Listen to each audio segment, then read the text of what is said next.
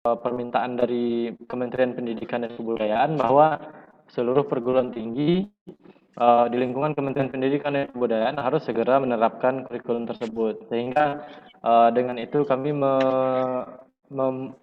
membuat sebuah proposal bentuk pendanaan untuk kegiatan ini sehingga bisa kurikulum Merdeka Belajar Kampus Merdeka ini bisa terrealisasi. Dalam hal ini pastinya masih banyak kesalahan Pak dalam draft yang telah kami buat sebelumnya sehingga kami sangat membutuhkan masukan. Dalam hal ini kurikulum Merdeka Belajar Kampus Merdeka di program studi Teknik Elektro akan diberlakukan mulai dari semester genap tahun 2020, tahun ajaran 2020-2021 dengan masa berlaku adalah mulai dari 2020 sampai 2024. Di sini ada tim penyusunnya bahwa yang sebagai pengarah di sini adalah langsung dari Dekan Fakultas Teknik sendiri yaitu Pak Wahari Sunanda STMN. Kemudian penanggung jawabnya adalah Ketua Jurusan Teknik Elektro Universitas Bangka Belitung yaitu Pak Fardan Arkam STMT. Saya sendiri sebagai ketua penyusunannya dan Pak Muhammad Yonggi Puriza STMT sebagai sekretarisnya. Dalam hal ini di program studi Teknik Elektro Universitas Bangka Belitung Pak untuk saat ini ada dua konsentrasi, yaitu konsentrasi teknik tenaga listrik dan konsentrasi elektronika, kendali dan telekomunikasi. Dalam hal itu ada beberapa bidang keahlian dan masing-masing dosen sehingga bisa memberikan kontribusi untuk terciptanya sebuah dokumen kurikulum Merdeka Belajar Kampus Merdeka ini. Di antaranya adalah Pak Asmar STMT, itu keahliannya adalah bidang teknik tenaga listrik. Pak Giri Basuki Putra STMT itu adalah keahlian anggota bidang keahlian elektronika, telekomunikasi dan informasi bersama juga dengan Pak Muhammad Jumnahdi STMT.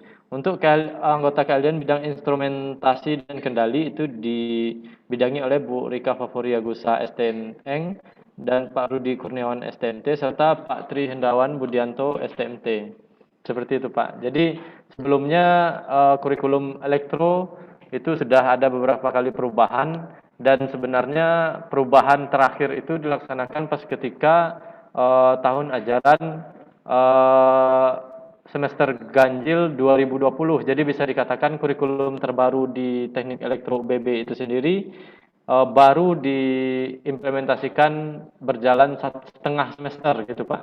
Yaitu kurikulum berbasis 4.0. Akan tetapi berdasarkan arahan dari Pak Menteri atau Mas Menteri gitu Pak, Pak Nadiem Makarim bahwa harus mengimplementasikan kurikulum kedepannya yaitu Merdeka Belajar dan Kampus Merdeka seperti yang telah kami kirimkan Pak. Dan untuk sebagai tambahan dari kami Pak bahwasanya program studi teknik elektro jurusan teknik elektro rencana akan mendirikan sebuah program studi baru lagi, diantaranya adalah program studi teknologi informasi yang insya Allah akan mudah-mudahan bisa menerima mahasiswa di tahun depan seperti itu Pak. Jadi seluruh kegiatan kurikulum itu bisa dilihat dalam dokumen kurikulum tersebut. Akan tetapi khusus untuk implementasi kurikulum Merdeka Belajar dan Kampus Merdeka itu kami lebih spesifikasikan menambahkannya hanya dalam beberapa bab Pak. Salah satunya adalah di bab 6. Di sini ada pada halaman 163.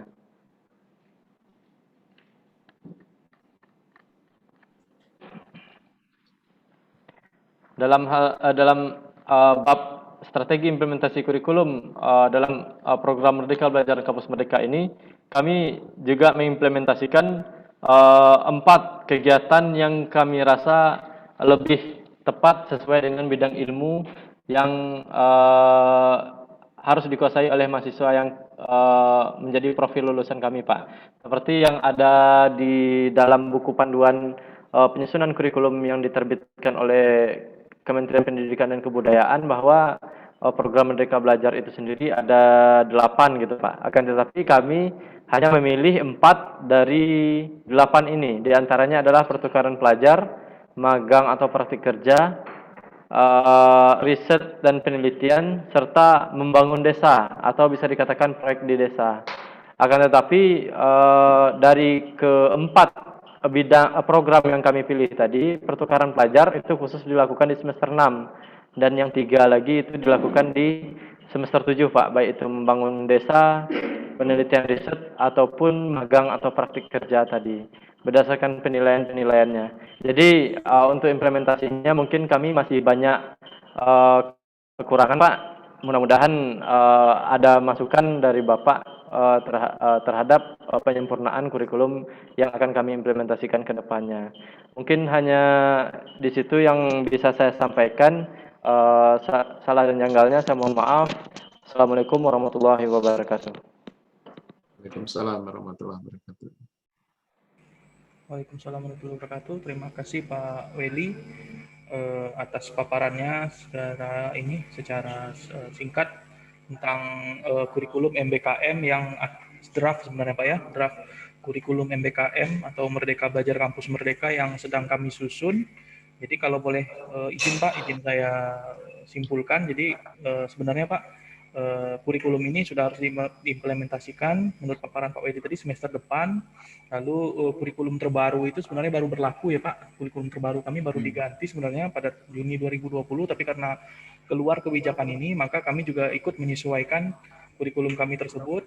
Lalu 4 kegiatan yang kami implementasikan dari 8 kegiatan yang disyaratkan oleh kementerian itu penelitian riset, magang dan praktik kerja, pertukaran pelajar, dan proyek desa.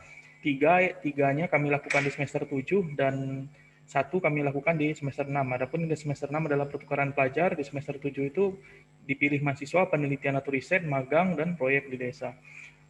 Mungkin begitu Pak, jadi kami mohon silahkan Bapak jika ada masukan, saran, dan lain-lain terkait kurikulum kami ini. Terima kasih. Silakan Pak.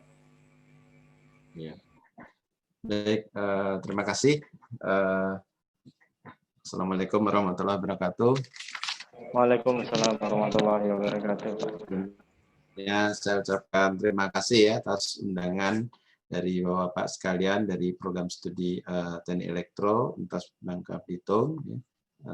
Pertama kali Pak Wedi ya kontak saya untuk memberikan ikut menjadi narasumber. Betul Pak. Terus terang waktunya mepet sekali itu untuk dokumen itu. Jadi mungkin saya untuk pertemuan kali ini mungkin saya tidak bisa beri review banyak ya, tidak bisa beri komentar cukup banyak. Namun tidak menutup kemungkinan nanti setelah selesai acara ini saya sangat terbuka sekali ya. Sekiranya memang diperlukan untuk membantu ya sebagai salah satu stakeholder karena seperti itu ya, saya sangat terbuka sekali, insya Allah siap ya untuk membantu. Semoga dengan adanya kurikulum yang baru ini bisa membantu kesuksesan ya program studi teknik elektro Universitas Bangka Belitung di masa yang ke depan. Mungkin untuk kesempatan kali ini saya akan menceritakan posisi saya ya sebagai peneliti atau sebagai stakeholder dari kampus ya, apa yang sudah kami kerjakan ya, dan mungkin nanti ada beberapa pengalaman yang selama ini kami lakukan ya, yang mungkin nanti bisa jadi bahan pertimbangan untuk melakukan tambahan atau penyempurnaan dari kurikulum yang dibuat ya. Mungkin saya bisa share slide yang saya siapkan. Silakan Pak, silakan. Silakan.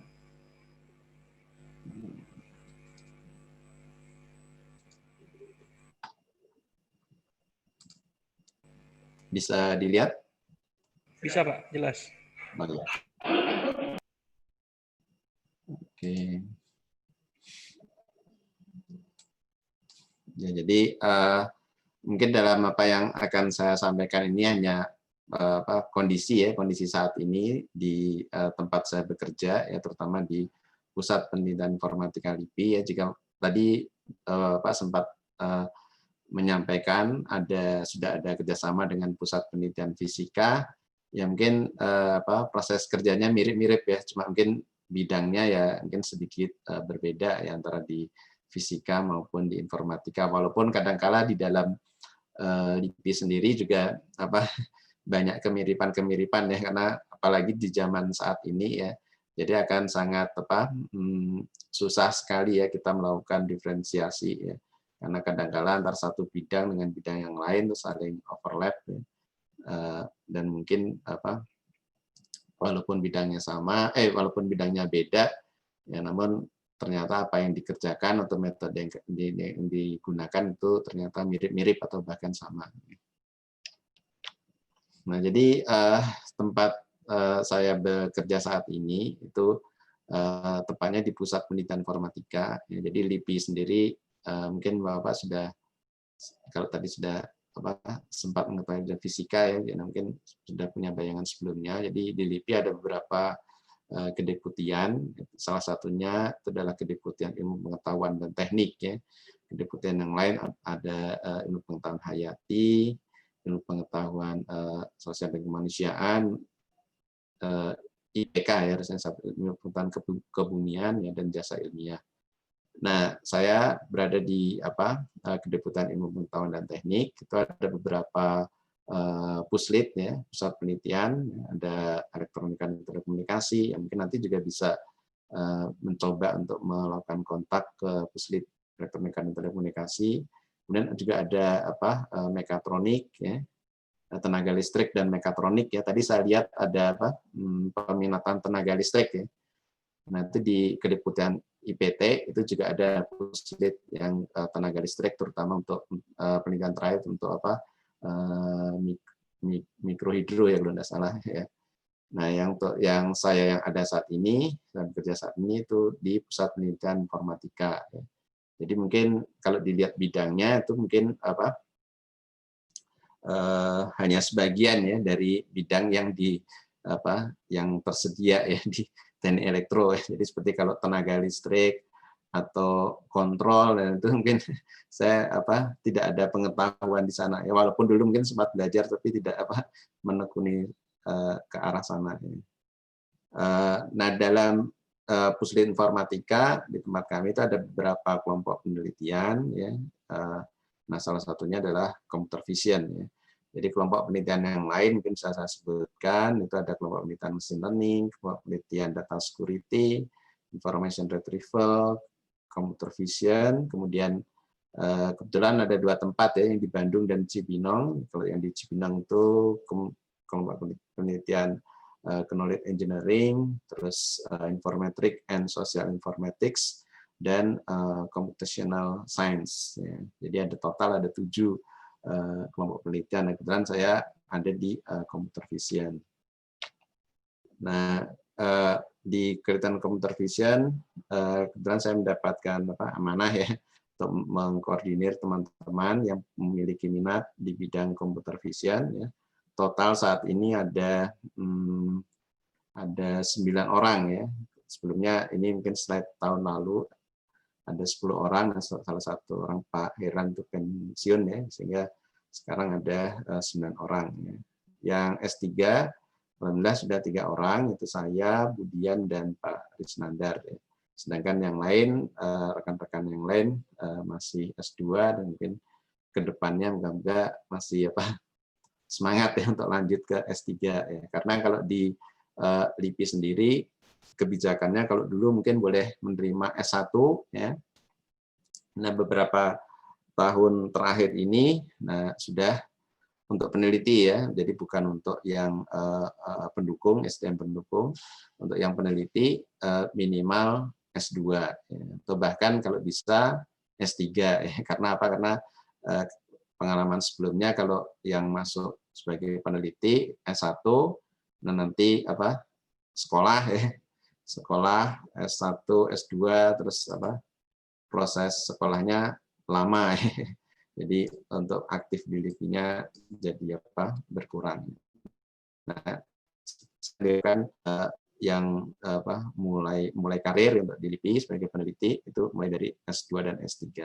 Nah, bahkan sangat diharapkan yang S3 yang lulusan luar negeri agar selain ilmu dan pengalaman yang dibawa juga jejaringnya juga bisa dibawa atau dilanjutkan di karir yang baru di LIPI. Kemudian fokus dari Keltian yang saya koordinir itu adalah untuk melaksanakan ya penelitian pengolahan citra digital ya dalam berbagai tingkat resolusi untuk menghasilkan analisis dan interpretasi berupa hasil ukur maupun klasifikasi. Sepintas saya lihat di kurikulum yang ada di UBB, kalau tidak salah ada ya pengolahan citra digital. Nah, itu mungkin walaupun ya pengolahan citra mungkin ya intinya pengolahan sinyal ya. Jadi sebenarnya kan kalau paham di digital signal processing, nah itu bisa relatif mudah ya untuk beralih apakah data itu berupa suara atau berupa teks atau numerik yang lain atau berupa image ya. Cuma di dalam Keltian kami, nah kami berusaha mempersempit ya cakupan yang dipelajari itu khusus untuk data-data yang diambil dari kamera atau image. Nah, ini ada beberapa kegiatan yang mungkin bisa saya anggap awal mulai dari Keltian ini, karena Keltian ini dibentuk di tahun 2015-2016 ya. Jadi dan saya selesai sekolah itu tahun 2014.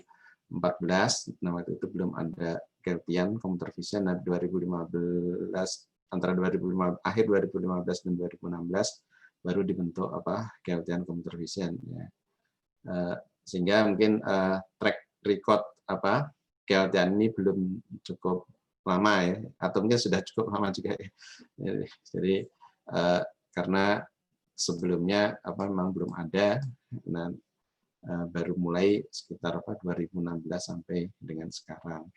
Nah, ini ada beberapa kegiatan yang cukup signifikan di Keltian kami ya.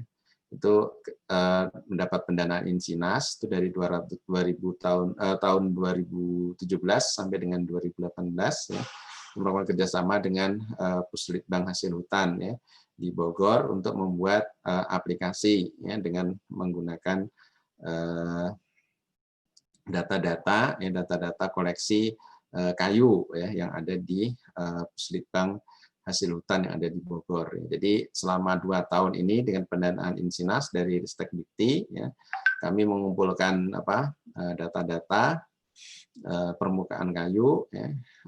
Kemudian data-data kayu itu dilatihkan ya dengan menggunakan algoritma convolutional neural network ya, COVNET ya, atau algoritma deep learning ya. Kemudian dari algoritma tersebut diinstal di server. Nah, kemudian dengan menggunakan aplikasi berbasis Android,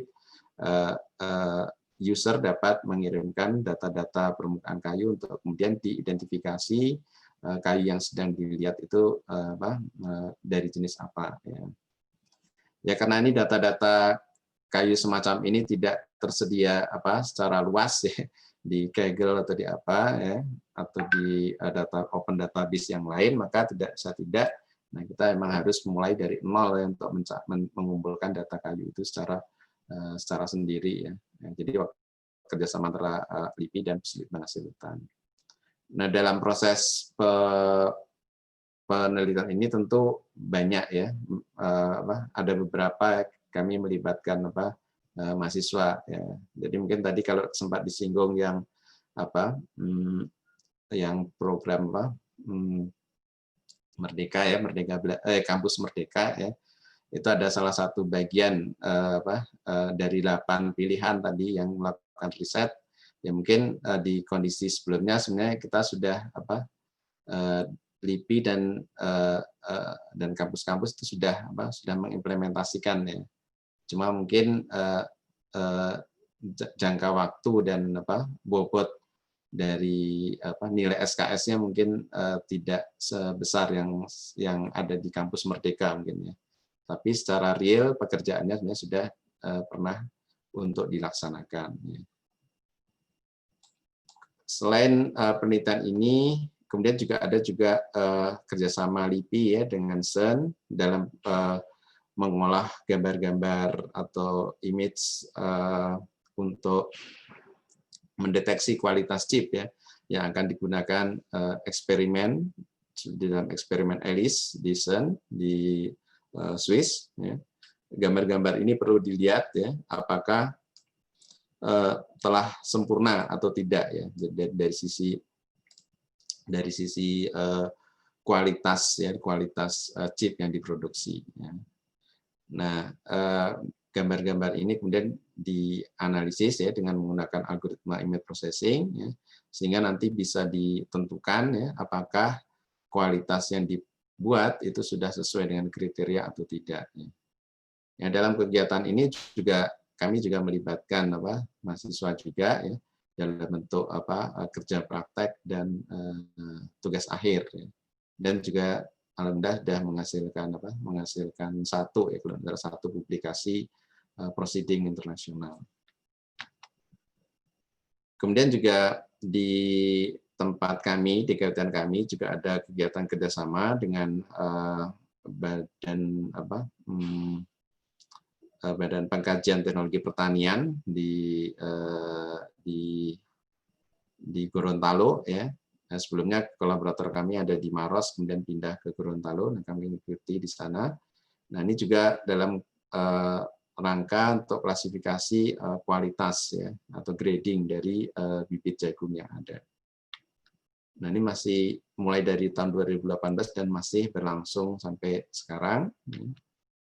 Nah, kemudian yang terbaru karena yang identifikasi kayu tadi program kerjasama tidak berlanjut, berakhir di tahun awal 2019 ya. Kemudian di tahun 2020, nah ini kami dari LIPI mendapat bagian ya sebagai koordinator dari PRN, Prioritas Riset Nasional untuk Kendaraan Listrik. Ya. Sebenarnya ini riset yang melibatkan banyak pihak ya. Jadi koordinator kegiatan PRN ada di Pusat Penelitian Tenaga Listrik dan Mekatronik, ya, melibatkan banyak puslit yang ada di LIPI, juga kampus-kampus di luar LIPI. Ya. Nah, ini mungkin dari UBB juga masih sangat terbuka nih peluang di kendaraan listrik, ya, karena banyak WBS yang mungkin bisa ikut berkontribusi di sini. Ya, untuk kedepannya sih inginnya membuat kendaraan listrik yang otonom ya, cita-cita besarnya. Ya. Nah, tapi kan komponennya banyak ya. Nah, yang kami kerjakan di kegiatan computer vision hanya sebagian kecilnya saja, yaitu di bagian untuk pengendalian ya, dengan menggunakan vision, dengan menggunakan kamera. Ya. Di puslit lain juga ada yang mengerjakan dengan menggunakan teknologi LIDAR ya, dengan radar. Nah, itu juga ada, namun bukan di bagian kami. Juga dalam desain pembuatan baterai, nah itu masih sangat terbuka. Kemudian pembuatan sistem kontrol ya dari kendaraan otonom itu juga masih sangat terbuka peluangnya. Cuma mungkin saya tidak bisa cerita terlalu banyak ke arah itu ya, karena kebetulan bidang saya hanya yang di bagian ini. Nah, ini baru mulai awal tahun ini 2020, cuma memang mungkin sedikit terkendala ya dengan adanya pandemi COVID ya. Selain dari sisi pengadaan barang-barang juga pelaksanaan kegiatan ya, karena untuk smart kegiatan pengembangan autonomous vehicle seperti ini perlu banyak aktivitas yang tidak bisa dilakukan hanya di rumah. Ya. Kalau yang sebelum-sebelumnya informatika itu banyak teman-teman bisa download data dari internet, bisa dikerjakan di rumah, bisa work from home. Ya. Namun untuk yang riset otonomous ini agak susah karena kita harus mengambil data di lapangan, mengambil data simulasi di lab. Ya, jadi tidak bisa dikerjakan kalau hanya work from home. Jadi harus memang benar-benar datang ke lab dan mengerjakan. Kemudian ini ada beberapa, ini di tengah-tengah tahun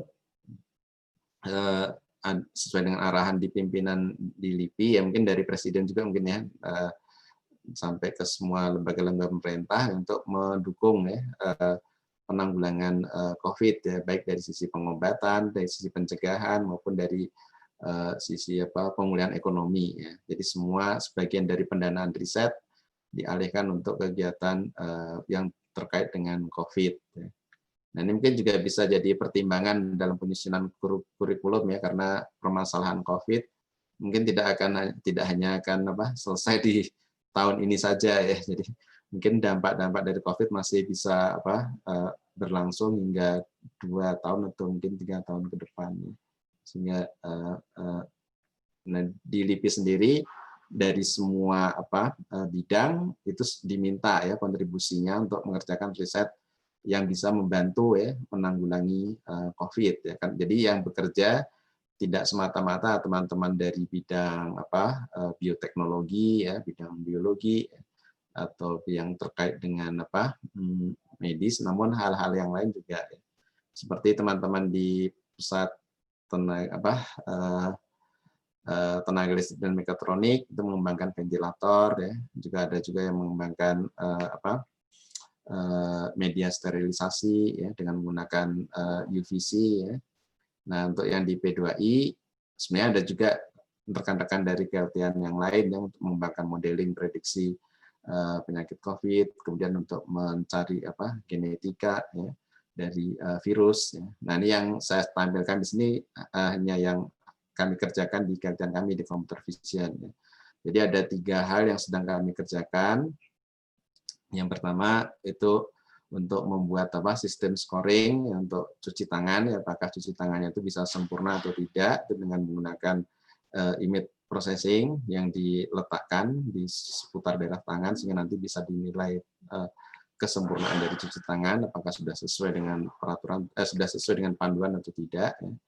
Nah, ini juga ada mahasiswa juga yang sudah membantu kegiatan saya untuk yang ini dari perguruan tinggi swasta yang ada di Bandung. Ya. Kemudian juga penelitian yang terkait dengan physical distancing. Nah, ini rencananya akan diterapkan di lift ya, sehingga saat masuk ke dalam lift juga ada batasan. Kalau selama ini mungkin kita kenal batasan berat ya. Nah, ini juga ada batasan untuk physical distancing, sehingga kalau orangnya terlalu banyak dalam lift nanti akan ada notifikasi. Dan yang terakhir itu adalah untuk untuk mendeteksi ya bermasker ataupun tidak ya dari orang-orang dengan menggunakan image analisis. Nah, ini mungkin grafik yang bisa saya rangkum kira-kira pengalaman yang pernah berjalan ya selama ini, terutama di kegiatan computer vision ya. Jadi setelah kurang lebih 5 tahun ya, hampir 5 tahun itu mahasiswa datang ya silih berganti, alhamdulillah selalu ada membantu kegiatan riset kami ya. Jadi kalau mungkin tadi saya sebutkan ada 9 orang yang anggota keahlian, nah mungkin tidak cukup ya untuk mengerjakan cakupan kerjaan yang cukup banyak.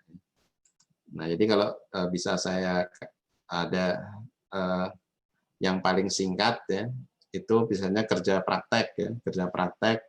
Nah, kalau formalnya ini mungkin untuk peraturan yang lama ya, biasanya 2 bulan ya, 2 bulan harus onsite ya istilahnya ya. Jadi harus ngantor di LIPI ya, datang sebagaimana pegawai LIPI ya, datang tiap hari, absen dan seterusnya. Nah, namun pada prakteknya kadang saya minta biasanya kan mahasiswa ngajukan kerja praktek berapa bulan sebelumnya, namun beberapa bulan sebelum pelaksanaan ya sudah saya minta untuk mulai mengerjakan apa yang akan dikerjakan nanti, sehingga saya anggap itu sebagai informal ya kan. Jadi saya berkomunikasi lewat internet atau kampusnya dekat, dia bisa datang langsung ke sini konsultasi sebelum yang 2 bulan itu yang benar-benar harus setiap hari hadir di LIPI ya. Nah, ini pengalaman sama ini untuk kerja praktek ya, dari proses yang ada ya, biasanya sampai di desain algoritma dan validasi ya.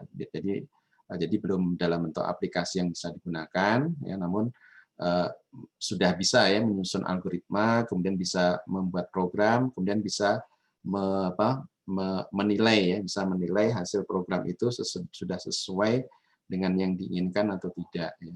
Dan juga di sini yang sangat penting, bagian dari riset dengan keberadaan mahasiswa itu dalam hal pengumpulan data. Jadi tadi mungkin ada contoh untuk yang data kayu tadi ya, nah, mahasiswa bisa kami libatkan untuk mengumpulkan data kayu sebanyak mungkin, sehingga dia bisa punya pengalaman ya menggunakan kamera itu seperti apa ya. Karena kamera yang digunakan tidak semata-mata kamera handphone ya untuk yang kayu ya, namun kamera handphone yang digabungkan dengan lensa mikroskop ya. Sehingga dia bisa punya pengalaman kalau misalkan permukaannya tidak rata ya, maka akan terjadi blur ya pada image ya yang tidak seragam ya, karena kan untuk skala mikro kan ada perbedaan yang sangat kecil sekali yang sudah blurnya sangat sangat beragam dalam satu gambar ya, karena karena ukuran objeknya sangat kecil ya. Atau mungkin dia ada pergerakan sedikit, nah gambarnya sudah kualitasnya tidak bagus, sehingga dia punya mungkin pengalaman ya, jadi cara mengambil gambar yang bisa kualitasnya bagus, bisa fokus itu seperti apa untuk skala mikro ya. Nah itu contoh kasus ya. Kemudian jika keberadaan mahasiswa itu biasanya saya minta kalau bisa di extend, jadi setelah selesai kerja praktek langsung lanjut ke tugas akhir ya, atau skripsi ya. Nah tugas akhir itu biasanya 6 bulan untuk 1 semester ya. Nah ini output yang dihasilkan biasanya kalau kerja praktek yang minimal punya dataset ya, walaupun datasetnya tidak lengkap namun sudah cukup ya digunakan untuk melakukan kegiatan penelitian. Contohnya seperti tadi kalau yang kayu, kalau kita punya 10 spesies kayu, ya mungkin satu spesies kita kumpulkan 200 gambar. Jadi 200 kali 10 sudah dapat 2000 gambar. Dengan 2000 gambar itu cukup bisa jadi satu dataset yang kecil ya, tapi bisa digunakan untuk melatih mahasiswa bagaimana cara melakukan klasifikasi atas gambar yang diperoleh. Nah, namun kalau mereka bisa gabung lebih lama dalam bentuk tugas akhir ya. Nah ini sangat membantu kami ya, sangat membantu kami dan kami sangat senang ya, apalagi mahasiswanya rajin ya, rajin dan cepat tanggap ya, mudah untuk diajari. Nah itu kami sangat terbantu sekali. Nah biasanya outputnya juga lebih dari sekedar dataset ya. Jadi bisa mendapatkan paper ya, karya tulis minimal proceeding internasional ya. Nah ini sudah ada beberapa yang banyak di Bandung itu yang membantu kami, kebanyakan dari Telkom University ya, jadi Universitas Telkom sudah ada beberapa. Nah ini dalam membuat paper ya, paper untuk proceeding internasional ya. Kebetulan di LIPI itu tiap tahun ada conference internasional IEEE, dan khusus untuk peneliti dari LIPI itu dapat kemudahan ya, gratis ya. Jadi itu bisa kita manfaatkan ya, mahasiswa bisa langsung publikasi di conference internasional dan tanpa biaya ya. Bahkan waktu ada grant seperti Insinas yang tadi, kami juga biaya juga ya keberangkatan mahasiswa, kemudian tinggal di hotel selama conference itu bisa kami support ya. Cuma kalau tidak ada grant dari eksternal ya minimal registrasi paper untuk conference itu bisa kami tanggung ya, setiap tahun pasti ada conference internasional.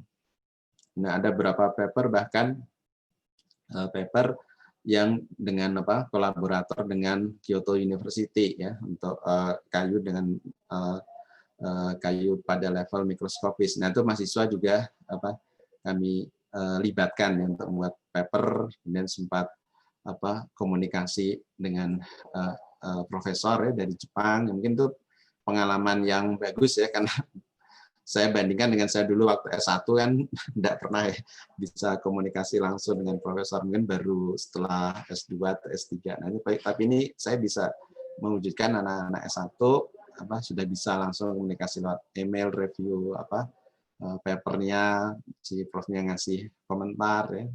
Dan saya rasa itu pengalaman cukup bagus juga ya. Nah, itu. Kemudian ada satu lagi yang jangka waktunya lebih panjang. Nah, itu biasanya setahun. Nah, itu juga sudah ada beberapa, ada 2 tahun, 3 tahun ya, 3 tahun, 2017 sampai 2019. Nah, kami sempat di kegiatan kami sempat dapat pendanaan untuk apa, riset asisten. Ya. Jadi dia bisa seperti apa, seperti bekerja ya. Nah, namun outputnya lebih luas lagi ya, jadi tidak cuma dataset dan paper, juga terlibat dalam buatan prototype. Ya. Sehingga yang tadi yang ICO itu apa, ketika kerjasama masih berjalan itu sempat dioperasikan, ya, sempat dibawa ke kegiatan pameran sehingga orang bisa mencoba secara real time. Nah, itu siapa yang maintain apa sistem itu, nah tentu ada apa bantuan ya dari, ada kontribusi ya dari mahasiswa agar bisa sistem itu bisa jalan secara real time 24 jam. Sehingga jika bisa lebih lama dan bisa apa kontribusinya lebih bagus, itu bisa tahapan di riset itu tidak hanya sampai implementasi jadi prototype, namun bisa sampai ke tahap diseminasi ya. Sehingga saat kegiatan pameran pun jika memang sempat pendanaan itu ada, ya kami berangkatkan juga, kami ikutkan juga dalam pameran-pameran yang ada di tingkat nasional ya terutama. Nah, ini beberapa foto-foto kegiatan mahasiswa ya. Sebagian besar mahasiswa dari Telkom University ya. Walaupun ada dari kampus-kampus yang lain, misalkan UGM juga ada, Universitas Sanggau-Buana, Universitas Brawijaya, kemudian Institut Teknologi Kalimantan juga pernah, ITB ada ITB tapi S2 ya, jadi tidak apa, tidak seintens mahasiswa S1 untuk bekerja di lab kami.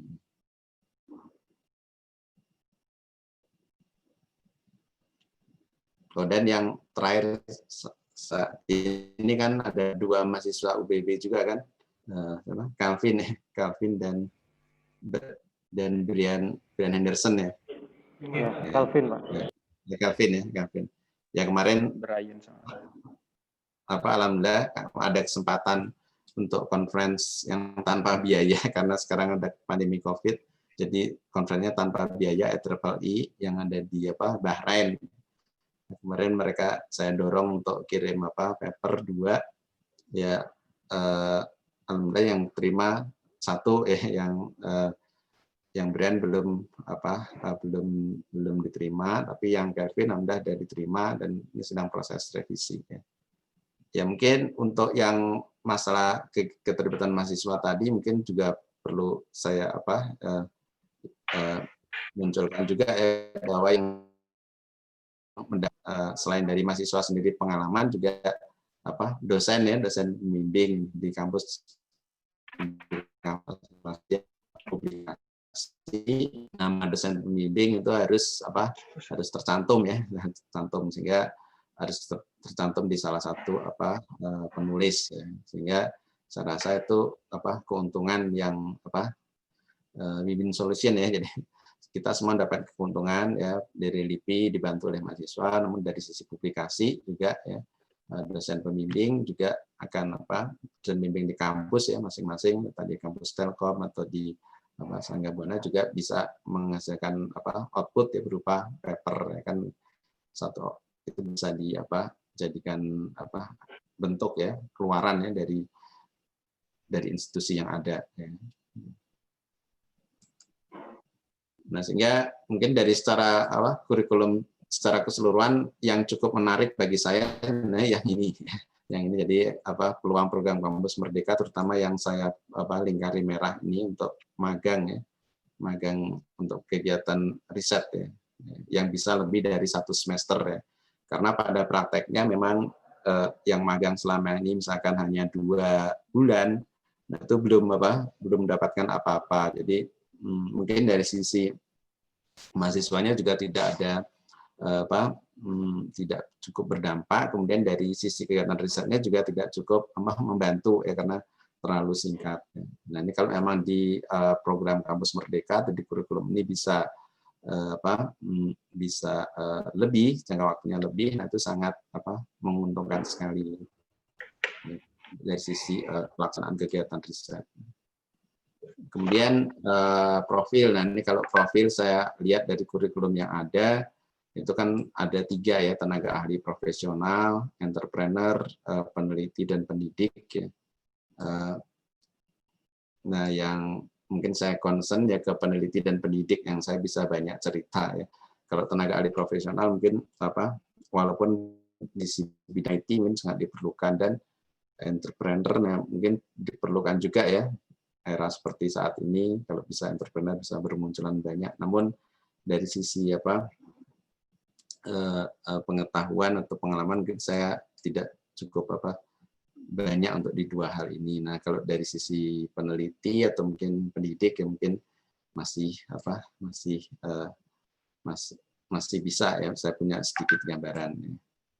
Walaupun yang tadi ada beberapa mahasiswa sempat magang ataupun tugas akhir di KLTN kami ya, setelah saya tanya beberapa emang sebagian besar ya ke tenaga ahli profesional ya, jadi kerja di perusahaan. Ini datanya belum ada yang jadi peneliti ataupun pendidik atau dosen ya. Dia hampir mayoritasnya ke tenaga ahli profesional. Nah, untuk mata kuliahnya, nah ini mungkin mata kuliah yang umum kalau ini terkait dengan bidang di Puslit Informatika, terutama dalam bidang computer vision, ya kira-kira seperti ini ya, digital signal processing, matematika teknik atau kalkulus, aljabar linier, pemrograman komputer. Nah, pemrograman komputer ini sangat dinamis ya, jadi kalau sekarang mungkin populernya Python, Python dan R ya. Walaupun kalau kita paham pemrograman C, C++, ya, insya Allah bisa mudah untuk convert ke Python atau ke MATLAB dan seterusnya. Cuma mungkin kalau hanya dibekali dengan MATLAB, nah itu biasanya agak susah.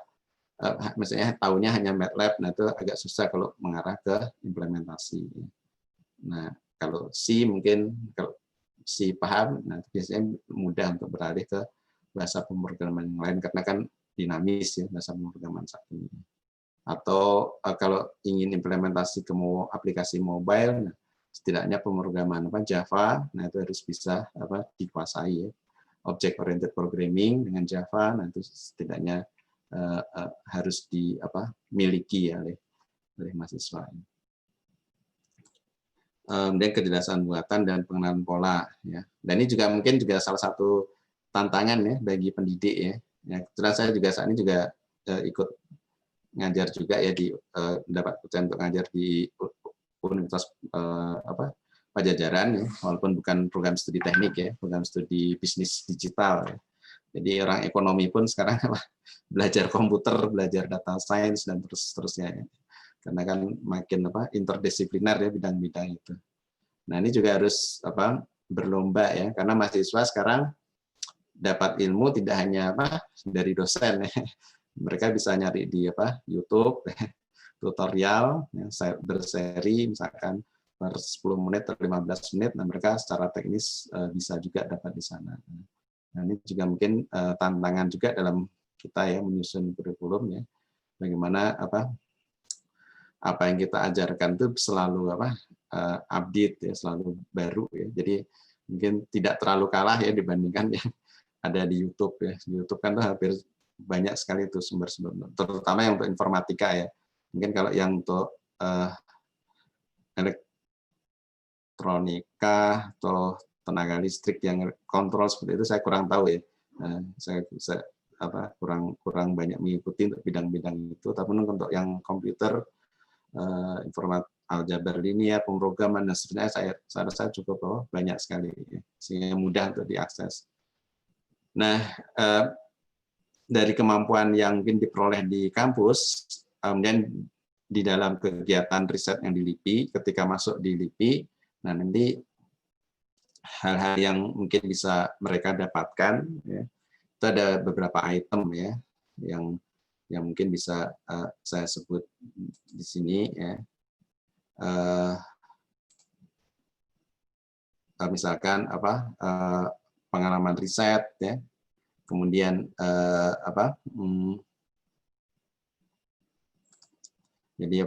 pengalaman riset, kemudian untuk publikasi ya, pembuatan publikasi. Kalau untuk mahasiswa sementara ini masih proceeding internasional bahasa Inggris semuanya, ataupun jurnal nasional terakreditasi ya. Kalau yang belum sampai ke sana, yang selama ini, yang sekarang masih mencoba ya, sedang proses ada satu sedang kita submit, namun belum tercapai. Yang itu adalah proceeding internasional dan jurnal nasional. Kemudian dokumen lagi. Nah, tadi ada beberapa contoh untuk aplikasi. Nah, mahasiswanya itu kami akan juga salah satu author dokumen lagi, terutama kita maupun paten ya. Kemudian juga kemampuan presentasi ya. Karena untuk yang proceeding internasional, untuk yang first authornya mahasiswa, nah itu kami beri kesempatan ya untuk presentasi secara langsung di arena konferensi internasional. Ya. Baik yang dulu sebelum masa COVID secara langsung maupun yang sekarang ya, masa COVID virtual seperti ini. Kemudian komunikasi personal, nah ini menyangkut komunikasi dengan email atau dengan WA. Nah, kami berusaha dari LIPI itu bagaimana cara memperbaiki ya walaupun hanya ada beberapa ya, kadang mungkin nih anak-anak zaman sekarang ya, saya tidak tahu juga ya, misalkan mengirim email itu tidak ada tidak body text-nya kosong, hanya satu file itu. Nah, itu biasanya kalau saya pribadi ya saya ikut mengingatkan ya, supaya tidak seperti itu, jadi harus ada judulnya, harus ada surat pembuka dan seterusnya. Ya walaupun tidak semuanya ya, sebagian besar sopan lah, cukup sopan. Nah itu kalau dari kurikulum saya kurang tahu itu masuk di mata kuliah apakah ada sekarang ya, kalau zaman dahulu ya. Jadi kebetulan saya dulu sempat jadi dosen juga ya. Jadi sebelum masuk LIPI itu jadi dosen juga tahun 2001, itu ada mata kuliah komunikasi interpersonal. Jadi bagaimana cara kita melatih mahasiswa ya agar dia bisa berkomunikasi secara efektif ya, sopan, wajar, yang mudah diterima dan seterusnya. Nah, itu apakah sekarang perlu atau sudah include dalam semua mata kuliah? Nah, itu mungkin bisa dipertimbangkan juga di sana. Oke, kemudian ini mungkin yang terakhir untuk kegiatan riset di LIPI. Nah, kegiatan riset di LIPI umumnya mulai bulan Januari ya, jadi misalkan tahun depan ya, Juni 2021 ya, kegiatan riset umumnya multi years ya, jadi tidak akan selesai dalam setahun, minimal 2 tahun biasanya, sehingga kegiatan yang telah berjalan pada tahun sebelumnya ataupun jadi ada kemungkinan kegiatan itu merupakan lanjutan dari tahun sebelumnya, ataupun kalau itu kegiatan baru, nah kegiatan itu masih akan berlanjut hingga tahun depan ya, minimal 2 tahun misalnya. Kemudian kalau di LIPI itu peralatan akuisisi maupun pengolah data itu tersedia ya, di LIPI. Jadi dari kampus mungkin tidak perlu menyediakan peralatan pengolah bukan pengolahnya ya, yang akuisisi data ya, kamera dan seterusnya. Kalau komputer mungkin terbatas ya, biasanya kalau di kegiatan kami ya dari laptop masing-masing mahasiswa. Namun kalau kamera, kemudian scanner dan seterusnya kami bisa sediakan, termasuk layanan pembimbingan ya. Nah, ini akan diberikan secara gratis ya, terutama untuk pelaksanaan kegiatan penelitian yang sedang dijalankan oleh LIPI ya. Nah, berbagai jenis peralatan maupun layanan itu bisa mungkin Bapak dan Ibu akses secara langsung di ELSA LIPI ya. Jadi kami punya website khusus yang bisa menawarkan ya, berapa jenis peralatan yang mungkin sekiranya diperlukan untuk bidang-bidang lain ya.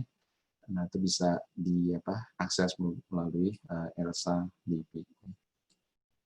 Ya mungkin itu ya, ini mohon maaf terlalu umum, mungkin saya terlalu banyak cerita tentang di LIPI ya.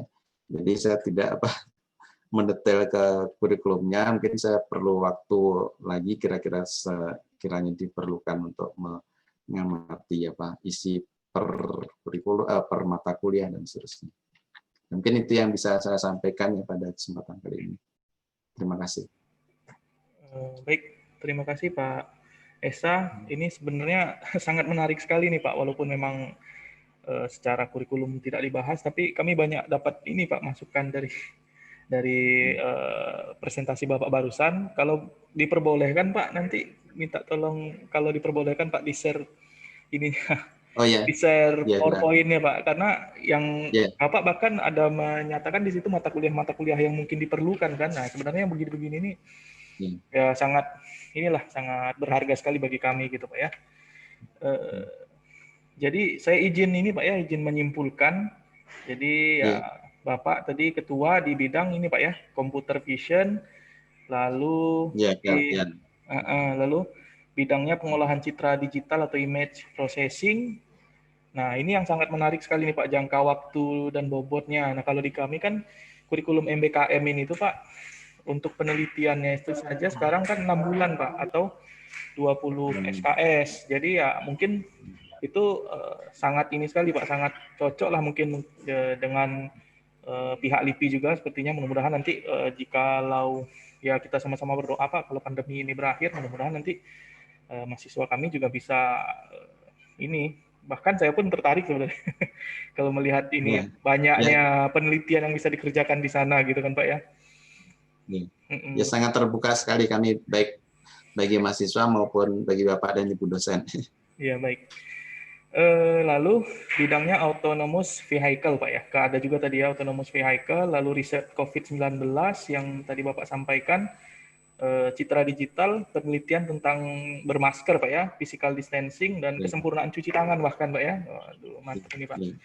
Lalu untuk tadi saya juga ini, kalau yang lama KP 2 bulan. Nah ini memang Pak yang banyak juga dikeluhkan oleh stakeholder kami yang lain Pak, karena kalau yang berdasarkan kurikulum yang lama kan itu di kami pun sebenarnya hanya mengakomodir sebulan sebelum MBKM ini berjalan kan Pak, karena ya kalau 1 bulan tentu ya kasihan juga mahasiswanya kan, biaya segala macamnya dan ilmu yang mereka dapatkan juga tidak ini ya. Makanya kalau memang dengan MBKM harapannya nanti mungkin ke depannya bisa lebih terjalin yang kerjasama itu dengan baik Pak.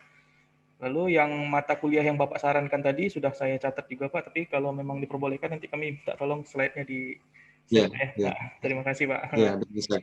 Ya, baik. Mungkin itu dari saya. Saya inikan kepada Bapak-Bapak dosen yang lain. Ada yang ingin memberikan tanggapan terhadap Pak Esa? Silakan. Bertanya. Ya, ini ada Pak Kajur kami Pak ingin bertanya Pak. Silakan Pak Kajur. Ya, terima kasih Pak Yonggi.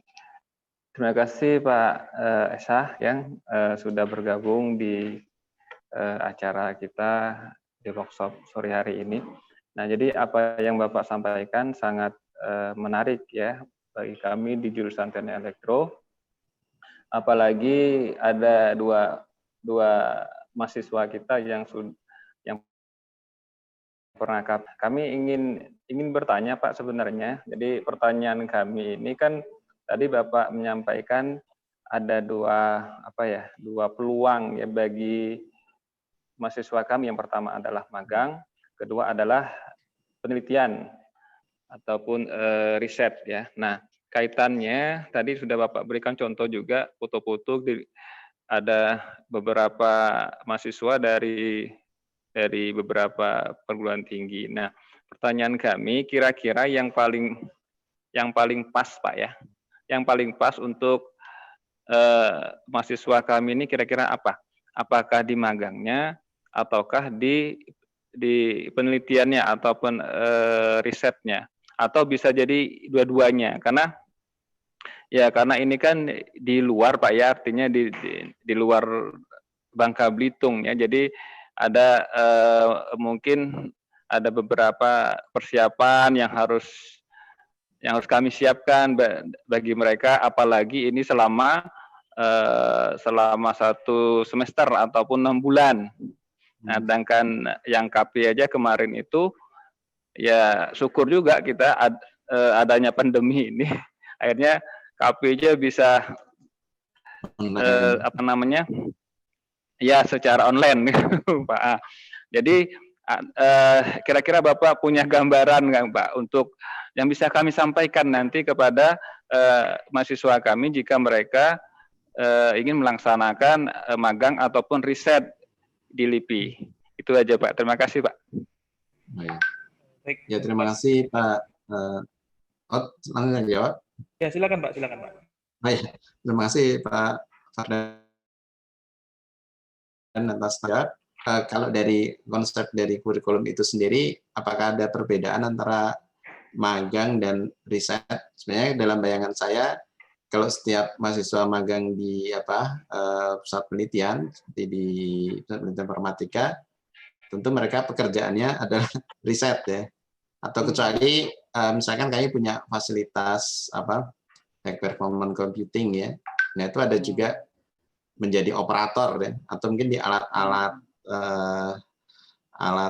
alat ukur atau alat uji yang lain di puslit yang lain itu ada namanya operator. Nah kalau operator biasanya memang tidak melakukan riset ya, jadi hanya mengoperasikan alat, melayani konsumen ya misalkan atau pengguna ya akan menggunakan alat uji itu. Nah itu memang tidak melaksanakan riset ya. Namun kalau terutama di kegiatan saya atau di puslit informatika karena yang HPC itu sudah dikelola oleh tadi mungkin saya sebut Kedeputian Jasil ya. Maaf di Pusat Manfaat Inovasi IPTEK ya di bawah Kepala LIPI. Nah itu kalau ke arah situ, nah itu mungkin lebih ke arah operator, nah itu memang tidak ada pekerjaan riset. Namun kalau yang di pusat penelitian, kalau dikatakan magang atau bekerja, ya bekerjanya memang riset, jadi melaksanakan bagian-bagian dari pekerjaan riset, ya. Walaupun mungkin tidak seluruhnya dari awal sampai akhir, ya. Mungkin dapat ke bagian tengah-tengahnya aja, ngambil misalkan pas ngambil datanya aja, atau mungkin datanya sudah ada, nah dia cuma ke bagian mengembangkan softwarenya, seperti itu. Nah, jadi begini Pak, jadi kaitannya apa yang Bapak sampaikan tadi, memang di situ ada perbedaan Pak. Ya, jadi 8 kriteria yang disampaikan oleh Kemendikbud itu, ya salah satunya adalah magang. Jadi magang itu punya terpisah daripada riset dan juga penelitian. Nah, jadi di kami di jurusan Teknik Elektro itu memang ada 4 kegiatan rencananya. Jadi yang pertama itu adalah pertukaran mahasiswa ataupun pelajar, kemudian yang kedua itu magang, ketiga itu riset atau penelitian, dan keempat itu proyek desa rencana seperti itu Pak. Nah jadi antara magang dengan riset itu berbeda. Nah jadi kalau untuk magang itu 6 bulan itu bisa disetarakan dengan 20 SKS, yang riset juga sama Pak. Jadi selama 6 bulan dan 20 SKS. Nah jadi tinggal nanti kami akan mengkonversikan dari hasil mahasiswa itu magang ataupun riset. Nah, kalau berkenaan dengan riset, kemungkinan itu akan langsung ke tugas akhir mahasiswa, Pak. Nah, itu sebenarnya lebih afdol mereka. Jadi, kalau misalnya mereka 6 bulan riset di LIPI, kemudian dari riset mereka itu bisa dijadikan tugas akhir mereka.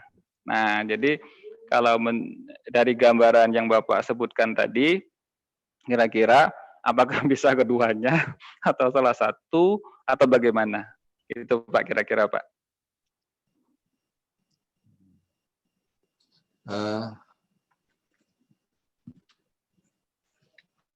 Kalau yang yang tadi yang magang memang inginnya tidak terkait dengan riset berarti ya? Iya, Pak. Oh ya, ya kalau tidak terkait dengan riset, ya mungkin lebih mengarah ke itu operator tadi kalau di LIPI ya. Kalau di LIPI dia ada istilahnya operator. Kan di LIPI banyak ya peralatan-peralatan yang penggunaannya rutin ya. Misalkan kalau di informatika yang high performance computing ya, dia superkomputer ada beberapa cluster. Nah itu untuk memaintain ya, kan itu banyak yang menggunakan service layanan untuk rendering, apakah untuk komputasi ya. Nah itu bagaimana mengatur itu, nah itu perlu keahlian ya, keahlian untuk pengalaman tertentu. Nah itu memang tidak ada kegiatan risetnya ya, jadi lebih ke operator agar bagaimana sih menjaga HPC itu tetap jalan ya. Orang yang mengakses komputasi di cloud-nya tidak berhenti di tengah jalan. Nah itu mungkin itu lebih cocok ke magang ya. Nah di puslit-puslit lain itu juga banyak ya alat-alat ukur yang kalau yang saya tahu misalkan di fisika ya itu ada alat ukur XRD ya, XRD misalkan SEM seperti itu. Nah itu biasanya mereka ada operator-operatornya. Nah mungkin dari operator itu yang lebih cocok untuk ke arah magang ya.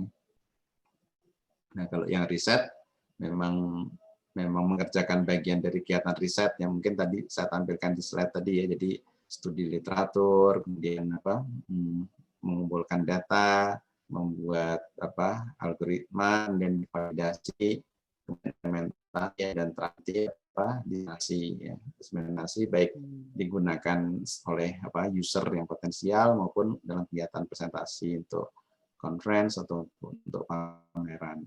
Jadi kalau yang riset ya mungkin mengambil bagian-bagian yang tadi ya. Ya walaupun mungkin kalau tadi waktunya 6 bulan tentu tidak akan penuh ya sesuai dengan kapan si mahasiswa itu datang ya. Kalau misalkan dalam 1 tahun datangnya di semester ganjil ya, mungkin dia dapat ganjil kan mulainya bulan Agustus ya.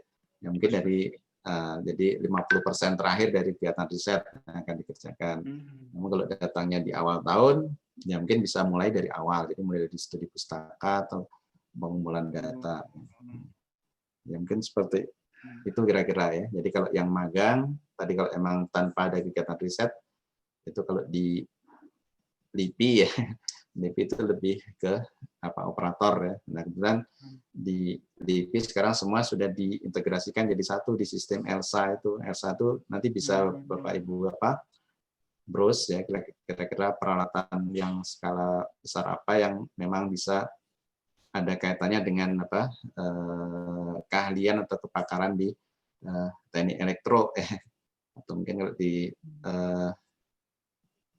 teknik, tentu akan sangat banyak instrumen-instrumen itu. Nah, kalau yang alat-alat yang kecil ya seperti kamera DSLR ataupun handphone itu tidak akan masuk di ELSA karena skalanya kecil. Namun kalau yang skalanya besar dan perlu pengoperasian kira-kira yang mungkin hampir mendekati tiap hari dioperasikan, nah itu biasanya mereka membuka peluang untuk operator.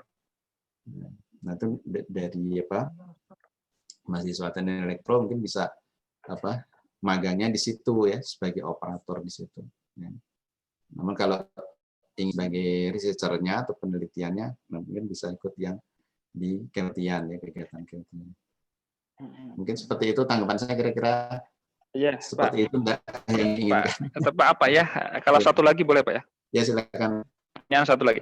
Ya ini Pak. Jadi kalau dari LIPI sendiri, apakah ada nanti seperti misal seperti tes dulu ketika akan melakukan magang ataupun riset.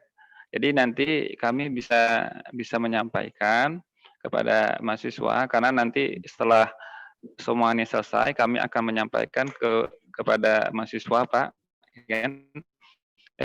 Jadi perusahaan atau potensi pemerintah termasuk dengan LIPI. Nah, nanti biar ada semacam persiapan dari calon mahasiswa yang akan melakukan riset ataupun magang, Pak. Ya. Ya. Baik, pertanyaan bagus, Pak. Kalau untuk dokumen yang umum yang semua diperlukan itu biasanya kami kan nanti pendaftarannya semua lewat ELSA ya, baik untuk yang bimbingan, walaupun tidak menutup kemungkinan atau mungkin sebaiknya ya jadi kontak secara informal dulu sehingga proses di ELSA-nya juga mungkin lebih mudah ya. Jadi biasanya umumnya CV, kemudian transkrip, kemudian juga surat pengantar dari program studi atau jurusan. Ya. Itu yang umum ya. Kemudian kalau yang sifatnya spesifik, nah itu mungkin tergantung dari keltian dan istilahnya apa sekarang ya? Saya agak lupa ada istilah baru. Ya kalau dulu mungkin kepala labnya, sekarang kepala labnya jadiin satu. Pokoknya mohon maaf saya lupa. Pokoknya ada yang dari peneliti LIPI yang bertanggung jawab terhadap alat itu. Ya. Misalkan di yang HPC ya, setahu saya HPC kan itu informatika, itu ada teman kami Pak Zainal ya, Zainal Akbar. Nah beliau itu yang bertanggung jawab di sistem HPC. Ya. Sehingga nanti kalau ada operator baru, nah tentu nanti proses seleksinya akan ada di beliau ya. Jadi kira-kira kemampuan apa sih minimal? Misalkan kalau operator HPC tentu harus paham Linux misalkan ya, harus bisa paham Linux, kemudian harus bisa SSH misalkan ya, seperti itu ya, perintah-perintah untuk command line di server ya, nah, minimal seperti itu. Ya. Atau kamu boleh misalkan tidak tahu apa, saya hanya taunya Windows dan Windows Explorer, bisa enggak jadi admin HPC? Nah itu nanti tergantung Pak Zainalnya, beliau teman saya di yang mengelola HPC ya. Itu mungkin agak susah ya, taunya komen Windows tapi nggak tahu script yang di server. Nah, kemudian untuk yang kegiatan riset itu biasanya juga tergantung dari ketua keltiannya. Ya. Ada yang mungkin ketua keltiannya ngasih semacam pretest ya. Nah, pretest kemudian dilihat hasil pretestnya, kalau kurang bagus ya mungkin daripada susah bimbingnya nanti mending ditolak ya. Nah kalau dari sisi saya biasanya tidak terlalu itu, saya cenderung ada yang mau datang yang saya malah seneng ya. Jadi bahkan sering juga tuh gagal di pretest di keltian teman yang lain ya saya terima di tempat saya. Jadi nanti bisa disesuaikan ya masalahnya gimana ya. Misalnya kalau memang programmingnya susah, tidak bisa Python, agak belajar susah ya mungkin bantu di mengumpulkan datanya. Ya, walaupun mungkin kurang nantang ya. Kalau bisa, jadi kebijakan tiap keltian itu beda-beda ya. Cuma yang umum yang tadi itu aja. Jadi ada transkrip, kemudian ada surat pengantar dan CV. Sama nanti ada ada perjanjian ya kalau tidak salah.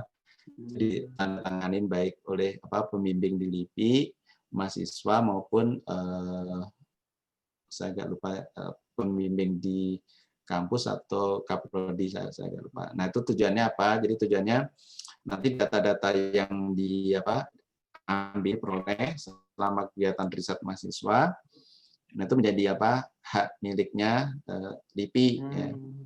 Jadi nanti misalkan tidak boleh nanti dari mahasiswa itu sendiri atau dari kampus publikasi ya tanpa ada izin yang tertulis ya seperti itu.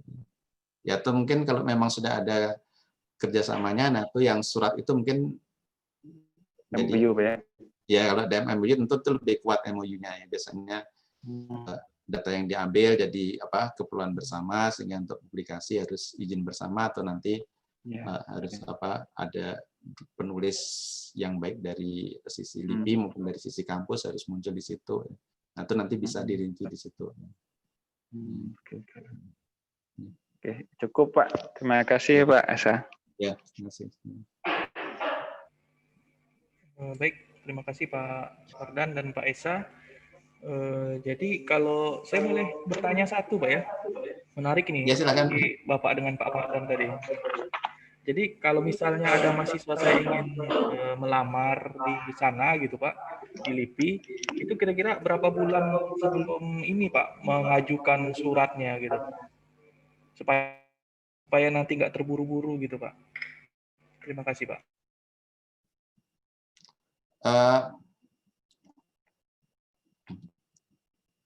Setahu saya tidak ada apa batasan waktu, ya.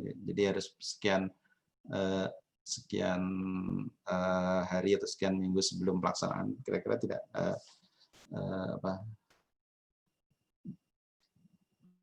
belum nih selama belum dituliskan mungkin ya. Jadi karena kan LIPI itu kegiatannya ada terus ya. Jadi sepanjang tahun itu ada kegiatan riset terus ya. Jadi maksudnya tidak pernah cuti untuk riset. Di kampus mungkin ada masa itu ya, libur ya, libur akhir semester atau apa nih, di LIPI enggak. Jadi kapanpun ingin mulai ya insya Allah siap di LIPI gitu.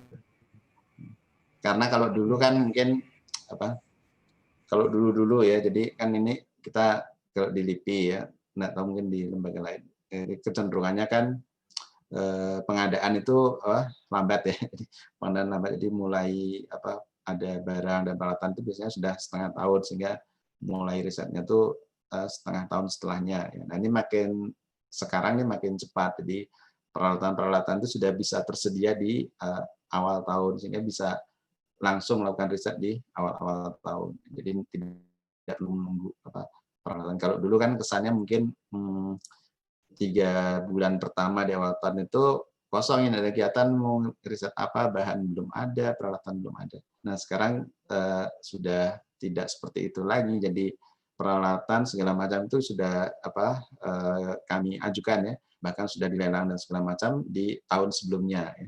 Sehingga di awal tahun berikutnya peralatan dan bahan itu sudah siap dan bisa langsung digunakan, sehingga praktis tidak ada waktu atau bulan yang kosong ya tanpa kegiatan, jadi hampir teruslah sepanjang tahun. Nah itu mahasiswa masuk atau mulai ingin mau gabung join ke riset, kegiatan risetnya bisa kapan aja bisa terbuka.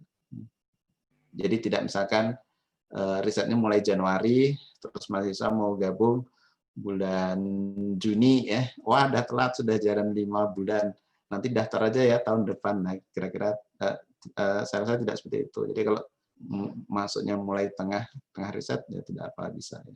Nah kecuali ini juga kebijakan dari masing-masing ketua keltian ya, itu juga ada batasan ya, misalkan keltiannya tidak mau menerima mahasiswa banyak-banyak ya dalam jangka waktu tertentu ya. Misalkan dalam satu periode mahasiswa yang magang atau kerja praktek atau skripsi dibatasi hanya 10 orang ya. Ini tidak bisa nambah lagi kalau yang 10 ini belum ada yang selesai atau lulus ya. Nah, kadang juga ada yang keltian masing-masing keltian. Jadi kalau sebagian besar sih yang saya lihat di teman-teman yang lain terbuka, jadi bisa menampung sebanyak-banyaknya. Namun tidak semuanya ya, mungkin ada beberapa yang membatasi dari sisi jumlah, itu juga ada. Baik, terima kasih Pak Esa. Ini menarik sekali ini Pak ya, karena kita kan MBKM ini Pak berjalannya itu kan semester 7 Pak. Biasanya kan semester 7 itu kan mulainya Agustus. Agustus itu kan ya, kemungkinan berarti di tengah-tengah tahun gitu Pak. Khawatirnya ya itu tadi kan Pak, seperti yang Bapak sampaikan, kita ada kekhawatiran kalau riset ini kan dia ada jangka waktunya, tiba-tiba mau masuk kan tidak bisa. Tapi ya syukurlah kalau memang tidak ada batasan waktu Pak ya. Kami sangat ya, senang Pak mendengar informasi ini. Atau mungkin kalau misalkan kalau riset yang bidang yang lain ya, saya ini berbicara dalam pandangan saya di bidang informatika atau mungkin mirip-mirip di elektro juga ya. Kan tidak tahu misalkan yang bidang mungkin ada kaitannya dengan hayati atau mungkin kaitannya dengan alam, fenomena alam, itu mungkin ada ada batasan-batasan waktu itu mungkin ya. Kalau sudah lewat ini ya sudah lewat masanya misalkan. Tapi kalau dari sisi informatika atau elektro ya di IPT saya rasa bisa kapan aja. Baik, berarti ya tergantung juga lah, kembali lagi Pak ya, tergantung ketua kelompok penelitiannya dan jenis penelitiannya seperti yang paling tepat ya. Betul-betul, baik Pak. Nanti berarti infonya itu semuanya ada di ELSA itu Pak ya? Jadi nanti silakan ada ELSA di browse di ELSA ya. Cuma mungkin itu kan ELSA-nya masih baru jadi data-datanya belum cukup lengkap ya. Ya ada yang lengkap, ada yang enggak misalnya. Termasuk di Kreatian saya kelihatannya belum diupdate di sana. Karena memang bukan saya yang update secara langsung, jadi ada adminnya sendiri. Itu atau mungkin di situsnya LIPI itu juga bisa kita mencari kepakaran peneliti bisa di sana. Baik, terima kasih Pak, infonya sangat lengkap sekali. Mungkin ada lagi dari bapak-bapak yang dosen elektro yang ingin bertanya, atau Pak Weli? Ya, silakan Pak Weli.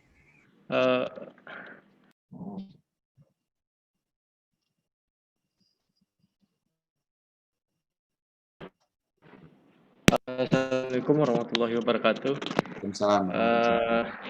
Terima kasih Pak sebelumnya sudah memberikan arahan bagi kami.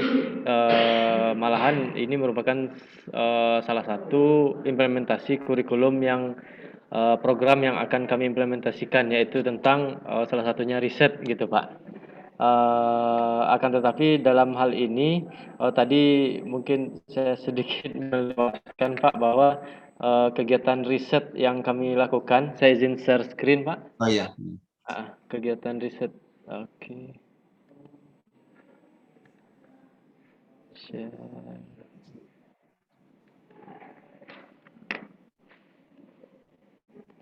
Oke. Ada di halaman ini Pak. Oke, jadi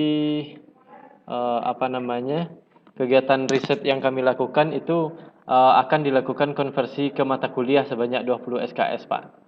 Jadi seperti ini. Jadi dalam kegiatan itu ada 4 yang kami lakukan seperti yang dibilang sama Pak Fardan Arkan tadi, bahwa ada 8 pertukaran pelajar, magang, asistensi mengajar, penelitian riset, proyek kemanusiaan, kegiatan wirausaha, studi proyek independen, sama membangun desa. Yang kami lakukan adalah pertukaran pelajar, magang, riset, sama membangun desa tadi Pak. Untuk kegiatan riset sendiri bisa dilihat di sini Pak bahwa dalam hal ini kami berharap sebenarnya LIPI bisa menjadi salah satu mitra ke depannya gitu Pak, untuk menjamin terselenggaranya kegiatan riset ini. Dalam hal ini ada beberapa bentuk yang akan dilakukan oleh perguruan tinggi, yaitu seperti membuat kesepakatan dokumen kerjasama atau MOU ataupun SPK, kemudian memberikan hak kepada mahasiswa untuk mengikuti seleksi, kemudian menunjuk dosen pembimbing, baik itu dosen pembimbing di kampus sama dosen pembimbing di lapangan. Kemudian dosen bersama-sama dengan pembimbing di lapangan itu akan menyusun logbook dan kemudian melakukan evaluasi akhir penyetaraan kegiatan riset, menyusun pedoman teknis untuk kegiatan riset dan melaporkan hasil pembelajaran ke PDDikti gitu Pak. Kemudian untuk di mitra sendiri menjamin terselenggaranya kegiatan riset, menunjuk pendamping untuk membimbing mahasiswa dalam menjalankan riset, kemudian bersama-sama dengan dosen pendamping melakukan evaluasi dan penilaian. Dalam hal ini benar yang Bapak sampaikan bahwa kegiatan di LIPI memang diarahkan sebagian besar terhadap mahasiswa itu dalam melaksanakan kegiatan riset. Akan tetapi di dalam kurikulum Merdeka Belajar Kampus Merdeka ini Pak, bahwa kegiatan riset yang akan dilakukan oleh mahasiswa itu akan dilaksanakan selama 6 bulan Pak, 6 bulan minimal, dan semua kegiatan riset yang mereka lakukan akan dilakukan konversi ke mata kuliah yang ada di semester mereka yang berjalan minimal 20 SKS, sehingga seluruh mata kuliah tadi akan dinilai berdasarkan kegiatan riset yang mereka lakukan di LIPI, seperti itu Pak. Dan insya Allah ini berlangsung di semester 7 seperti yang telah dibilang oleh Pak Yonggi tadi Pak, seperti itu Pak. Dan nanti terakhir nilai konversi tadi akan diinputkan ke dalam PDDikti dan tertera di transkrip nilai mahasiswa. Jadi berdasarkan berdasarkan paparan Bapak tadi, kami dari Program Studi Teknik Elektro sangat senang sekali bahwa di LIPI sendiri ternyata kegiatan mahasiswa ketika melakukan riset itu sangat disambut dengan sangat baik sekali gitu Pak, dan malahan mempersyaratkan mahasiswa tadi harus melakukan publikasi yang memang benar-benar bereputasi seperti itu Pak, dan bahkan bisa dikatakan sudah ke internasional dan melakukan seminar secara internasional. Sebenarnya kami berterima kasih sekali sebelumnya Pak, dan memang salah satu yang akan kami implementasikan di depan itu memang adalah salah satu program MBKM itu adalah riset ini Pak, begitu Pak. Cuma ada satu pertanyaan Pak, untuk masalah riset di bagian misalnya tadi Bapak bilang ada riset khususnya di bagian-bagian elektronika, komunikasi dan informatika gitu Pak. Untuk bagian ketenaga listrikan sendiri, apakah ada persyaratan-persyaratan lain Pak? Seperti misalnya apakah mahasiswa tadi harus mempersiapkan persyaratan-persyaratan kemampuan khusus yang memang dipersyaratkan oleh LIPI sendiri Pak? Seperti itu. Terima kasih Pak. Assalamualaikum warahmatullahi wabarakatuh. Waalaikumsalam warahmatullahi wabarakatuh. Terima kasih Pak Feli atas pertanyaannya. Atau mungkin sebelum saya menjawab, saya mau juga punya pertanyaan. Ya tadi kan boleh Pak. Nah, tadi di konversi 20 SKS ya. Itu berarti ada Betul, mata Pak. kuliah yang hilang atau memang program itu bernilai 20 SKS? Jadi seperti ini Pak, sebelumnya memang kemarin kami juga sudah melaksanakan sejenis workshop dengan mitra. Akan tetapi mitra yang kami undang itu adalah mitra dalam kegiatan lebih banyaknya ke arah magang seperti itu Pak. Karena kegiatan di kurikulum Merdeka Belajar Kampus Merdeka sebenarnya di semester 6 dan semester 7 itu diimplementasikan. Jadi di semester 6 di kurikulum tersebut mahasiswa akan melakukan pembelajaran di luar program studi Pak. Contohnya seperti ini. Di akhir semester 5 mereka akan berkuliah seperti biasa di program studi seperti itu. Akan tetapi di akhir semester 5 mereka akan diminta proposal penelitian atau sejenis tema yang akan mereka bahas nantinya ketika di skripsi di semester 8. Kemudian penelitian mereka ambil itu di akhir semester 5 setelah mereka ajukan disetujui, mata kuliah yang mereka akan ambil di semester 6 itu akan diimplementasikan ke kurikulum Merdeka Belajar Kampus Merdeka, yaitu pertukaran pelajar Pak. Jadi misalnya contoh mahasiswa teknik elektro itu mengambil sejenis penelitian mengenai pemanfaatan teknologi otomasi, teknologi kendali untuk memaksimalkan hasil pertanian seperti itu Pak. Kan banyak yang meneliti mahasiswa seperti itu. Sehingga di semester 6 mata kuliah yang mereka ambil bukan lagi mata kuliah yang ada di program studi teknik elektro Pak, seperti yang sudah ada di kurikulum. Akan tetapi mereka akan mengambil mata kuliah yang memang mendukung dari temanya tadi, seperti ya pastinya kendali. Dan ada mata kuliah di luar program studi, di program studi lain seperti mata kuliah pertanian, mata kuliah ilmu hama seperti itu Pak, atau mata kuliah ilmu tanah seperti itu yang memang mendukung temanya. Sehingga ketika mereka selesai di semester 6 tersebut mereka akan diberikan nilai berdasarkan mata kuliah yang mereka ambil, sehingga di semester 6 ada beberapa mata kuliah teknik elektro yang akan digantikan dengan mata kuliah di program studi lain seperti itu, Pak. Kemudian pas ketika mereka lanjut di semester 7 itu mata kuliah yang mereka ambil tetap mata kuliah yang ada di program studi teknik elektro. Akan tetapi mata kuliah tadi akan kami susun berdasarkan mata kuliah konsentrasi, karena mata kuliah konsentrasi di program studi teknik elektro sendiri ada dua, Pak. Teknik tenaga listrik sama elektronika kendali dan telekomunikasi. Jadi berdasarkan itu kami tampilkan mata kuliah spesifik sehingga mahasiswa akan memilih program MBKM-nya. Salah satunya adalah riset gitu, Pak. Jadi nanti dalam kegiatan riset mereka, misalnya contoh di LIPI gitu, Pak.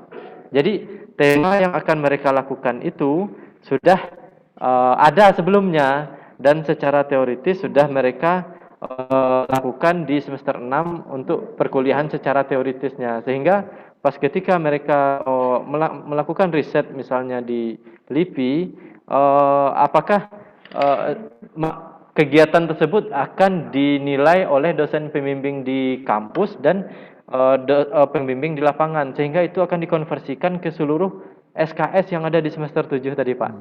Jadi kalau dulu kan mahasiswa apakah riset ataupun KP hanya selama sebulan atau kadang 2 bulan gitu, Pak. Memang mereka di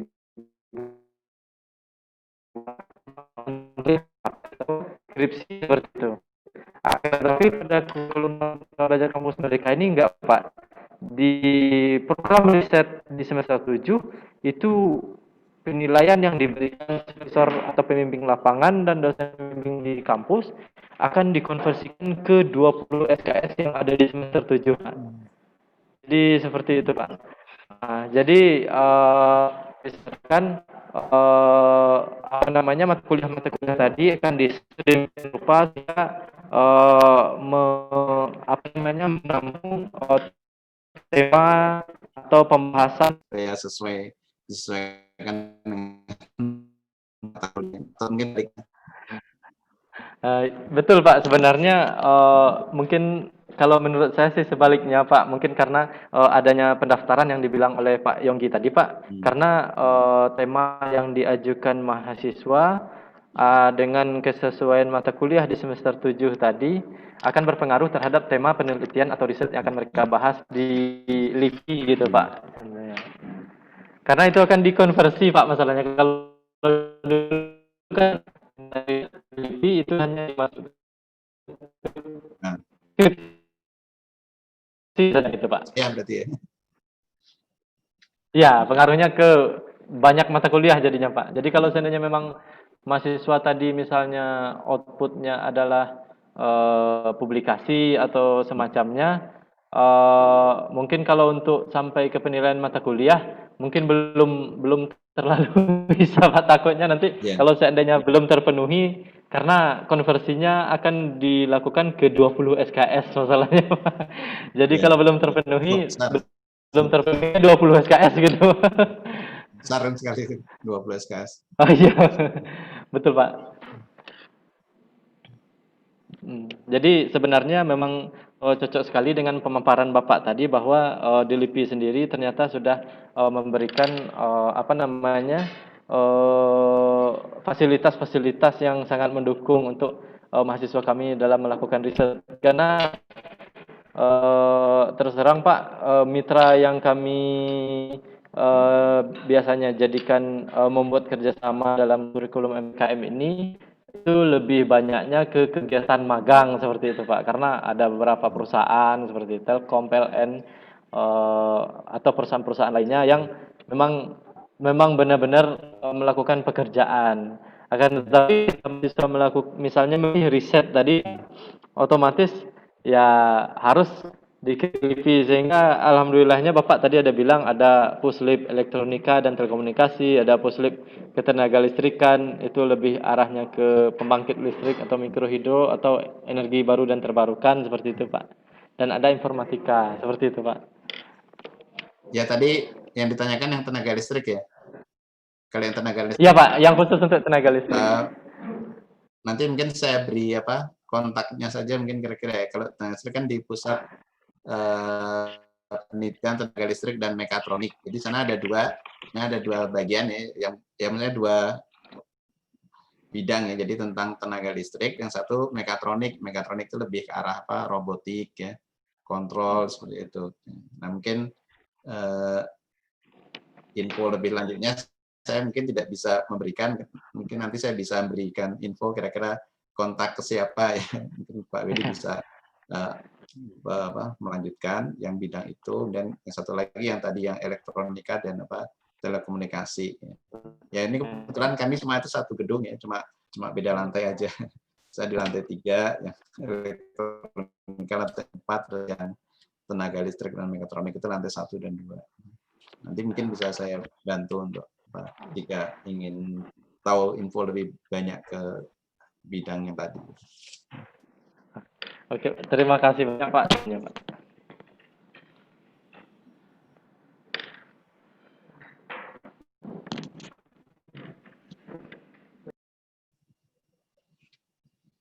Baik, Pak Weli, atas pertanyaannya. Mungkin Pak sebelum kita akhiri Pak, saya ada satu lagi Pak pertanyaan sih Pak terkait ini, karena Bapak kan juga peneliti Pak ya, jadi pasti punya pengalaman banyak menulis paper dan lain sebagainya. Kebetulan Pak, kami juga punya ini Pak, punya jurnal ilmiah, jurnal Ecotype. Ini saya izin share Pak ya, share screen. Oh ya silakan Pak. Ya alamat jurnal kami. Nah ini Pak, jurnal kami ini kebetulan sudah Sinta 4, tapi sekarang sih terkendala di kami itu reviewer Pak. Reviewer kami masih sangat kurang gitu Pak, kebetulan ya. Jadi kalau memang apakah memungkinkan, dan ini Pak jika memang Bapak menjadi reviewer di jurnal kami, itu pertanyaan pertama. Lalu pertanyaan yang kedua Pak dari saya, kebetulan kan seperti yang disebutkan juga tadi Pak, kita kan antara UBB, Universitas Bangka Belitung, dan Kepala LIPI itu sudah ada MOU Pak, tahun 2018. Nah, apakah memungkinkan juga Pak kita ada PKS dengan pusat terkait lainnya Pak gitu, setelah dengan pusat fisika yang memang sudah ada itu Pak gitu. Mungkin itu Pak dari saya. Terima kasih. Ya baik, terima kasih Pak Yonggi. Untuk yang sebagai reviewer, insya Allah kami bisa bantu ya. Jadi ya bukan pekerjaan yang yang aneh, jadi mungkin sudah terbiasa ya, baik conference maupun jurnal. Silakan nanti bisa diinfokan. Cuma mungkin satu hal jangan bosan mengingatkan kalau reviewnya lama. Baik. Itu mungkin kendalanya, itu kadang-kala sering kelupaan, atau mungkin ada pekerjaan yang lain jadi sering lupa ya. Tapi pada prinsipnya insya Allah kami bisa ya, untuk sebagai reviewer biasanya itu sudah merupakan tanggung jawab untuk membantu kegiatan konferensi ataupun penerbitan jurnal. Kemudian yang kedua tadi apa tadi ya? Yang ini Pak, MOU kan sudah ada MOU. Oh ya, MOU ya. Ya. Ya kalau PKS atau tadi istilahnya SKP. PKS, perjanjian kerjasama, yang keturunan ya, dari MOU Pak. Nah, yang biasanya itu lebih detail ya, lebih spesifik, itu biasanya bisa dilakukan kalau misalnya antar jurusan dengan antara jurusan dan puslit ya, pusat penelitian informatika, karena satu level ya kalau tidak salah. Jadi sudah biasa, ada sering ya. Jadi nanti formatnya biasanya di PKS itu bidang kerjasamanya apa ya. Mungkin kalau ada beberapa item atau beberapa topik, nanti bisa dituliskan di situ ya. Kemudian ada koordinator di masing-masing topik itu. Kemudian juga ada evaluasi ya, misalkan tiap setahun sekali ya. Kemudian jangka waktunya biasanya 2 atau 3 tahun lagi, tiap 3 tahun misalnya. Nanti tergantung kesepakatan sih. Dan juga paling itu yang tadi yang masalah data itu ya, data jadi kepemilikan bersama. Kemudian kalau ada apa publikasi data atau apa, mungkin harus saling meminta izin atau mungkin saling menuliskan ya nama kolaboratornya ya. Seperti itu. Secara umumnya seperti itu ya PKS isinya ya. Baik. Ya, terima kasih Pak. Ini menjadi catatan bagi kami Pak. Dan kami juga gembira sekali jika memang bersedia untuk ini Pak, untuk menjadi reviewer kami. Dan ternyata juga PKS itu juga bisa dilakukan. Mungkin itu dari saya Pak. Mungkin Pak Kajur mau memberikan closing. Pak Kajur, ya silakan Pak Kajur.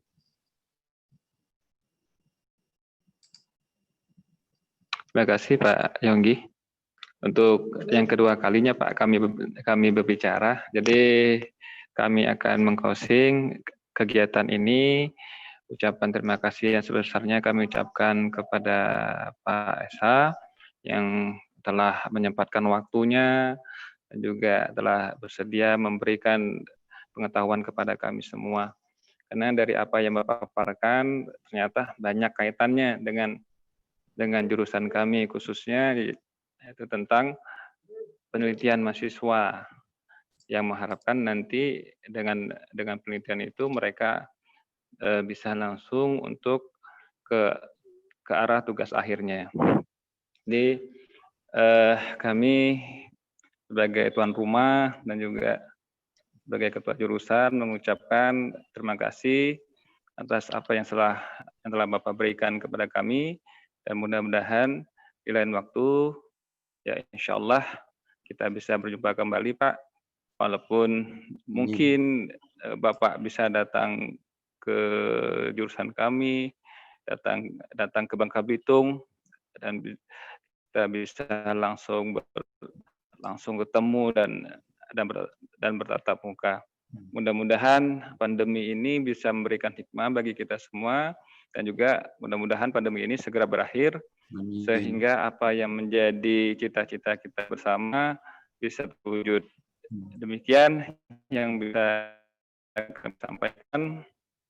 Kami mohon maaf apabila selama penyajian kami ya dalam diskusi kita ini ada hal-hal yang salah ataupun keliru, dan kepada Allah kami mohon ampun. Kami cukupkan. Assalamualaikum warahmatullahi wabarakatuh. Waalaikumsalam warahmatullahi wabarakatuh.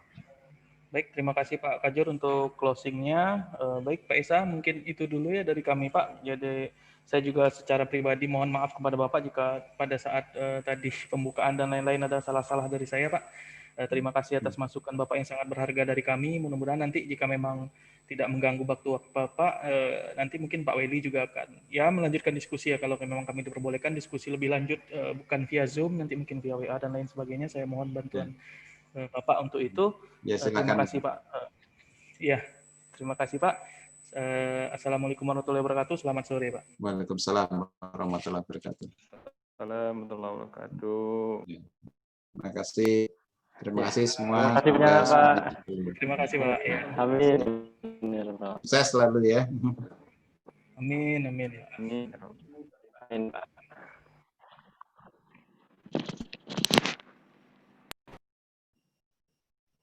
Mohon izin untuk live. Silakan Pak. Silakan. Ya, terima kasih. Assalamualaikum. Terima kasih. Waalaikumsalam. Terima kasih Pak. Wabarakatuh.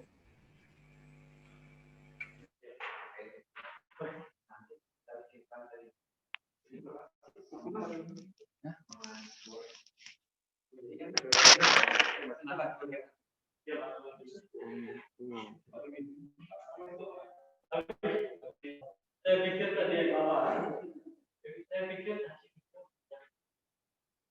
tentang SKS, makanya saya nggak paparkan lagi masalah yang tadi.